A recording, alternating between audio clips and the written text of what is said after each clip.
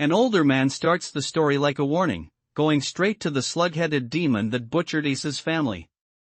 It isn't just a tale about a ugly monster, it's the story of the boy who fought back and became someone the village still doesn't know how to judge. Older man says, "Have you heard the tale, my friend?" From there, the rumor only gets uglier. The demon's head ends up nailed to the gate like a warning, and the villagers decide the eldest son and sole survivor must have done it, so the whole town starts treating Yise like a problem instead of a child. Villager says, he was only 10 years old. The gossip turns cruel fast, with people insisting he was too young to understand what he did and too strange to trust. They call him inhuman, stare at his eyes, and the title card lands with the chapter's name, The Child Who Beheaded a Demon, before the view opens up to the village itself. Villager says, he isn't human. By the time Mongryeon reaches the place the villagers described, the damage is already there.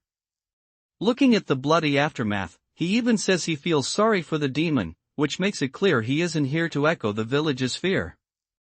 Mongryeon says, "I never thought I'd feel sorry for a demon."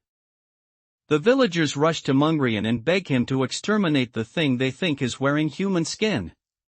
But the chapter keeps cutting through their panic by reminding us that even dozens of 10-year-olds couldn't kill a demon by accident, so whatever happened, Yise meant it.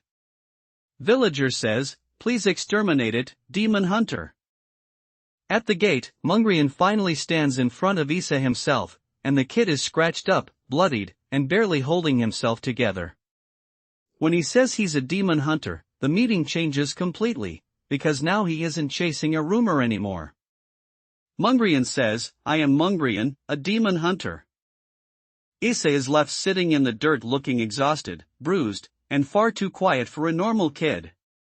Mongryeon studies those lifeless eyes and realizes this boy has survived too long without food or water to be written off as a random village scare story.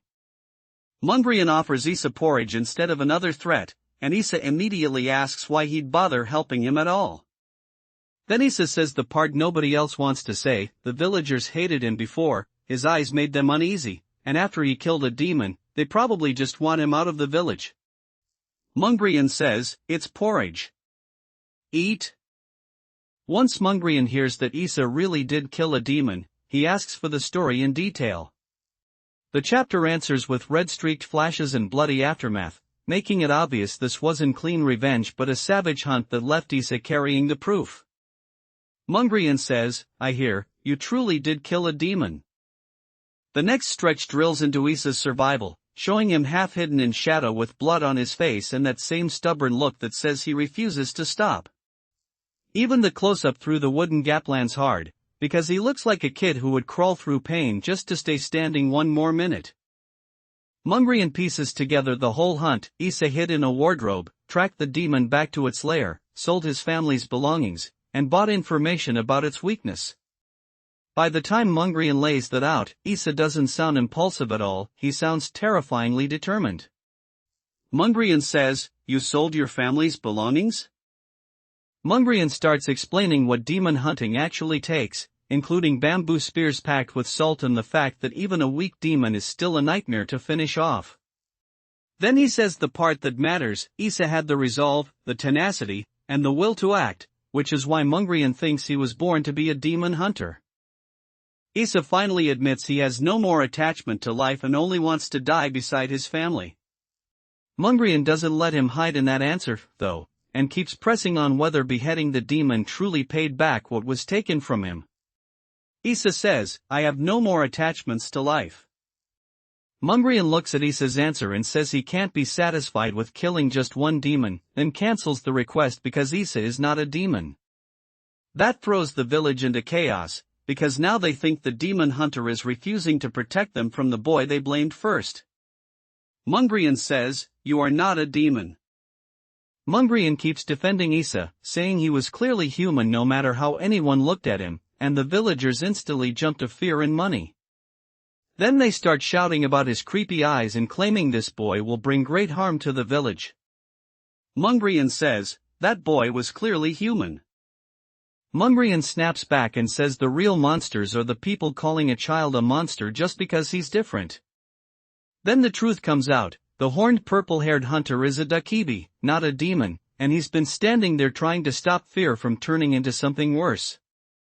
Mongryeon says, "The real monsters are you." Mongryeon lays it out plainly, he's allied himself with humans to hunt demons, even if people like this still want to call him a monster.